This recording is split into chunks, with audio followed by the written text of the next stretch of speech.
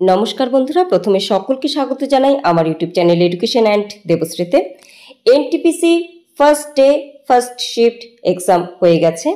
এবার সেই এক্সামের ওপর আপনারা কিন্তু অনেকটাই আলোচনা করলে বুঝতে পারবেন যে কোন কোন টপিকগুলো থেকে প্রশ্ন এসেছিল এবং কোন কোন টপিকগুলো গুরুত্বপূর্ণ পরবর্তীতে যারা পরীক্ষা দেবেন তাদের ক্ষেত্রে।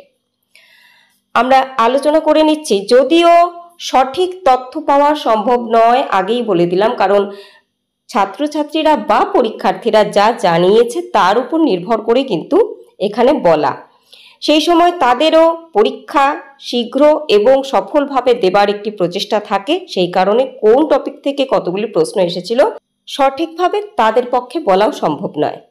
আমরা এখানে আলোচনা করব অবশ্যই টপিকগুলি নিয়ে, কিন্তু প্রশ্নগুলো নিয়ে নয়। তার কারণ আরআরবি তরফে জানিয়ে দেওয়া হয়েছিল যাতে প্রশ্ন সম্পর্কিত আলোচনা না হয়। অবশ্যই আমরা এই নিয়ম এবং নীতি মেনে চলব। তো টপিকগুলি থেকে বলে দিচ্ছি। কারেন্ট অ্যাফেয়ার্স থেকে কিন্তু প্রশ্ন এসেছে মোটামুটি, কেউ বলছে 8-9টা, কেউ বলছে 10-12টা, তো আমরা 10টা ধরে চলছি। 2025 সালের প্রশ্ন এসেছে। এবার হিস্ট্রি থেকে প্রশ্ন এসেছে 5 থেকে 6টি। অবশ্যই প্রাচীন ভারত এবং মুঘল যুগ আমি আগেই বলে দিয়েছিলাম, তোমরা যারা ভিডিও দেখো আমার বা যারা পার্সোনাল গাইড নাও জানো, আমি বলে দিয়েছিলাম যে মুঘল যুগ এবং এনসিয়েন্ট ইন্ডিয়া অবশ্যই ভীষণ ভীষণ গুরুত্বপূর্ণ। নেক্সট, পলিটি থেকে বেশিরভাগ স্টুডেন্ট বলছে আর্টিকেল থেকে, এবং আর্টিকেল থেকে প্রশ্ন এসেছে। আমি যতদূর জানতে পেরেছি আর্টিকেল থেকে কিন্তু বেশ কয়েকটি প্রশ্ন এসেছে।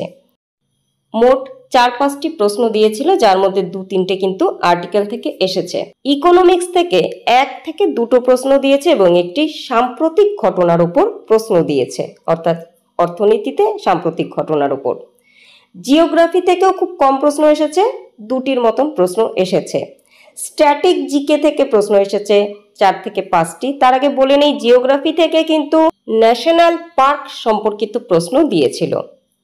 এবার চলে আসছে স্ট্যাটিক জিকে। স্ট্যাটিক জিকে 4 থেকে 5টি দিয়েছে, আর সায়েন্স থেকে 4 থেকে 5টি প্রশ্ন দিয়েছে, আর কম্পিউটার থেকে 3 থেকে 4টি প্রশ্ন দিয়েছে, যার একটি ফুল ফর্ম সংক্রান্ত এবং আরেকটি পার্ট সংক্রান্ত, কোনো কম্পিউটার পার্ট সংক্রান্ত।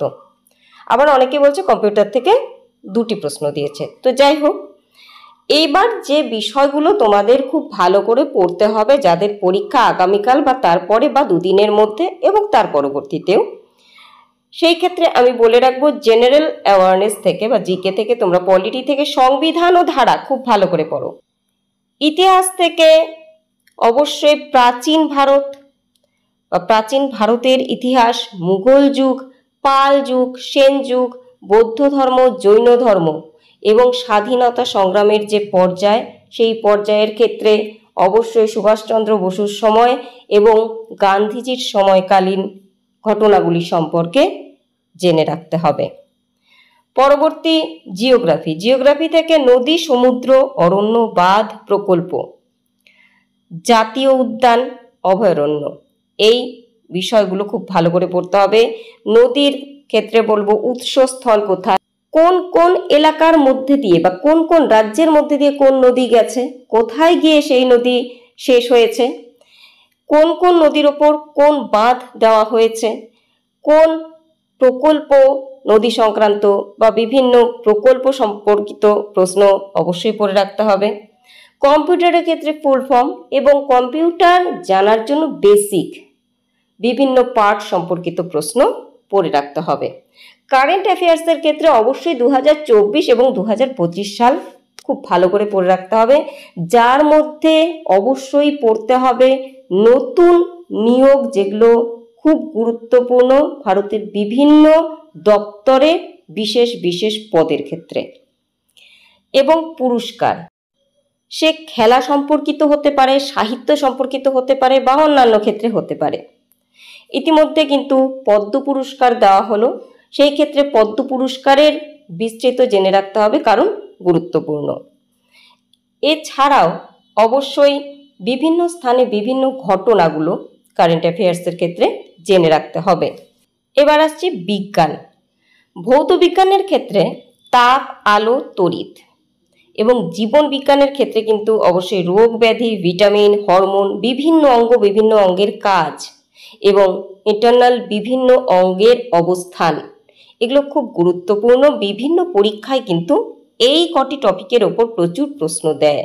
এরপর জেনারেল ইন্টেলিজেন্স অ্যান্ড রিজনিং থেকে উপমা, বিবৃতি এবং উপসংহার, সংখ্যার সমাপ্তি এবং বর্ণনা ক্রমিক সিরিজ, কোডিং, ডিকোডিং, গাণিতিক ক্রিয়াকলাপ সম্পর্ক, এই টপিকগুলির ওপর একটু জোর দাও। নেক্সট ম্যাথ থেকে যে প্রশ্নগুলো এসেছিল স্টুডেন্টরা যা বলল সেই অনুযায়ী লাভ ক্ষতি, সময় কার্য, জ্যামিতি, সংখ্যাতত্ত্ব, এগুলো ভীষণ গুরুত্বপূর্ণ। যে কোনো পরীক্ষার ক্ষেত্রে দেখা গেছে এই যে টপিকগুলো, এগুলো থেকে কিন্তু প্রশ্ন দেয়। কোন টপিকগুলো থেকে অঙ্ক খুব বেশি করে করতে হবে সেগুলো হলো লাভ ক্ষতি, সংখ্যা সিস্টেম, সময়, গতি, দূরত্ব, অনুপাত, সমানুপাত, সময় কার্য, জ্যামিতি এবং সরল সুদ, চক্রবৃদ্ধি সুদ ও ত্রিকোণমিতি। বিভিন্ন টপিকের ওপর আমি কম বেশি ভিডিও দিয়ে দিয়েছি। অবশ্যই প্রয়োজনীয় মনে করলে এই ভিডিও ডেসক্রিপশনে গিয়ে লিঙ্কে ক্লিক করে ভিডিওগুলো দেখে নিতে পারেন। বন্ধুরা, আপনাদের প্রত্যেকের পরীক্ষা ভালো হোক সেই প্রার্থনা করি এবং অবশ্যই যে টপিকগুলি বললাম খুব ভালো করে পড়ুন। খুব ভালো থাকুন, সকলকে ভালো রাখুন।